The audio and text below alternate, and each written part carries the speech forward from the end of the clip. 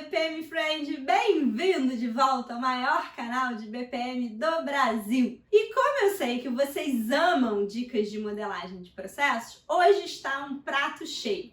Vamos voltar na notação BPMN falando especificamente dos subprocessos. Vem comigo!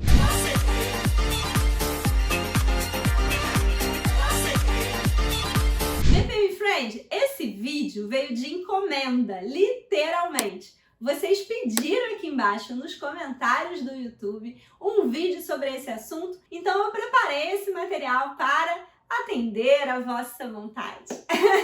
E eu quero começar dando uma dica.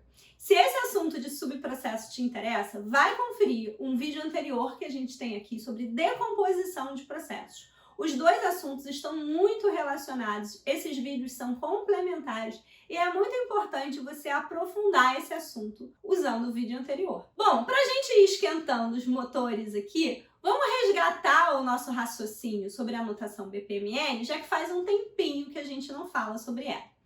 A BPMN ela tem 5 grandes categorias de elementos: objetos de fluxo, conexões, piscinas e raias, dados e artefatos. Hoje, a gente vai se concentrar nos subprocessos que estão dentro da categoria objetos de fluxo. Mas, se você tem interesse em algum dos outros elementos da notação BPMN, tem uma playlist inteira aqui no canal, que eu vou deixar o link aqui embaixo na descrição, com vários vídeos sobre os diferentes elementos da notação BPMN, certo? Você pode se aprofundar nisso depois. Para a gente começar o nosso papo hoje sobre subprocesso, a primeira pergunta que vem é: Andréia, o que é um subprocesso? Então, um subprocesso é um processo dentro de outro processo. Ele é um processo completo, ele tem início com o evento inicial, ele tem término com o evento final, ele tem uma sequência de ações que acontecem, mas ele está incluso dentro de um processo pai. Os subprocessos, eles podem ser apresentados de forma expandida, quando a gente apresenta, exibe todos os detalhes do que acontece dentro daquele subprocesso, ou ele pode ser apresentado de uma forma recolhida, quando ficam ocultos os detalhes do que é feito dentro daquele subprocesso. Ambas as formas de apresentação são válidas e eu posso ficar alternando entre elas de acordo com o momento e o que eu quero consultar ali. O subprocesso, ele tem uma simbologia muito próxima de uma tarefa. Também é um retângulo de bordas arredondadas. Só que ele tem no meio, na parte inferior, centralizado, um símbolozinho de mais. Esse símbolozinho que indica pra gente que a gente está falando de um subprocesso e não de uma tarefa. Para que servem os subprocessos? Principalmente para duas coisas: para a gente fazer reuso e para a gente fazer refatoração. Andréia, explica melhor isso aí. O reuso tem a ver com o momento em que a gente está modelando um processo e a gente percebe que tem um trecho, uma parte, um pedaço daquele processo que ele vai ser reaproveitado em outros processos daquela empresa. Aquele trecho, aquele pedaço se repetiria em diferentes processos da organização. Então, ao invés de ficar repetindo o mesmo conjunto de atividades, gateways e eventos por aí, eu pego aquele bloco e eu coloco tudo aquilo dentro de um subprocesso, de forma que esse subprocesso possa ser reutilizado em vários processos, sem eu precisar ficar repetindo, copiando e colando blocos de modelagem de processos. Então fica muito mais fácil quando eu preciso reutilizar aquele subprocesso, eu simplesmente invoco aquele subprocesso. Além disso, os subprocessos podem ser utilizados também para refatoração. O que isso significa? Se eu estou modelando o meu fluxo do processo e ele está ficando muito grande, muito complexo, e eu percebo que tem trechos com contextos afins que dizem respeito a um determinado tema dentro do meu processo, eu posso reunir aquele trecho dentro de um subprocesso, de forma que o meu fluxo principal fique mais limpo, mais reduzido, facilite o entendimento e quando eu precisar consultar os detalhes sobre essa parte do subprocesso, eu expando ele, leio e depois eu posso fechar de novo. Dessa forma, o fluxo principal vai ficando mais simples, mais legível e a gente não está deixando de capturar os detalhes que a gente precisa na modelagem de processos. Agora, uma coisa muito importante da gente entender sobre os subprocessos na notação BPMN é que eles podem ser subprocessos globais ou embutidos. O que significa isso? Por default, quando a gente está modelando e a gente cria um subprocesso dentro de um determinado processo, aquele ali vai ser um subprocesso embutido. Significa que aquele subprocesso só existe dentro daquele processo pai.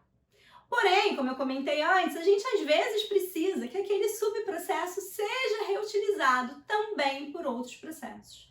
Para que isso seja possível, eu tenho que dizer que aquele subprocesso é um subprocesso global e não um subprocesso embutido dentro daquele processo pai. A notação BPMN permite a gente fazer isso, ela permite a gente dizer que um subprocesso é global, ou seja, que ele não está dentro de nenhum processo pai especificamente e que por isso ele pode ser reutilizado, ele pode ser invocado por qualquer processo da organização que precise. Então, visualmente, existe uma diferença muito sutil entre um subprocesso global e um subprocesso embutido. Eu vou colocar aqui na tela para vocês verem que em um deles a linha da borda é um pouquinho mais fina, sutilmente mais fina, e no outro a linha da borda é mais grossinha.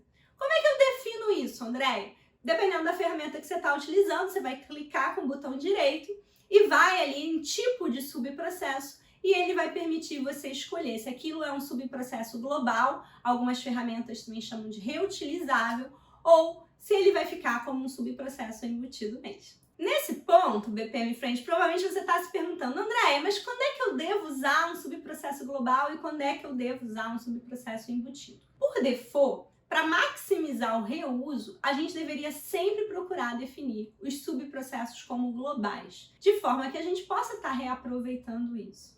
Além de poder facilitar o reuso, isso também facilita as manutenções, porque quando um subprocesso é global, se eu fizer alguma alteração dentro dele, todos os processos que invocam, que chamam aquele subprocesso, já vão estar automaticamente atualizados também com a mudança, com a alteração, com a modificação que eu fiz dentro desse subprocesso. Então, é melhor para o reuso e é melhor para a manutenção. Porém, tem sempre um porém, nem sempre eu quero que as mudanças, as modificações que eu faço em um subprocesso sejam propagadas. Às vezes eu posso ter subprocessos que são realmente específicos de um processo pai. E aí, nesse caso, faz sentido eu trabalhar com subprocessos embutidos. Por exemplo, imagina que eu tenho um subprocesso de faturamento, mas na minha empresa, o faturamento para pessoa física é diferente do faturamento para pessoa jurídica. E eu quero que se mantenha assim.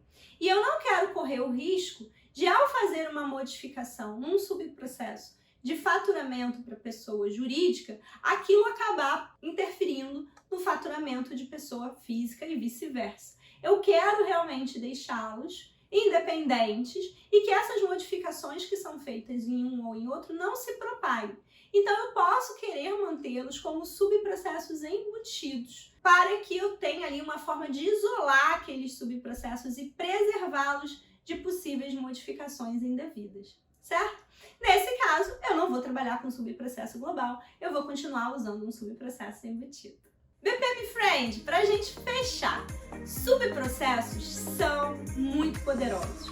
Eles dão muita flexibilidade para a nossa modelagem de processos, permitem a gente fazer muita coisa. Se ainda ficou alguma dúvida sobre subprocessos, comenta aqui embaixo desse vídeo para mim, que eu volto aqui depois para responder tudinho.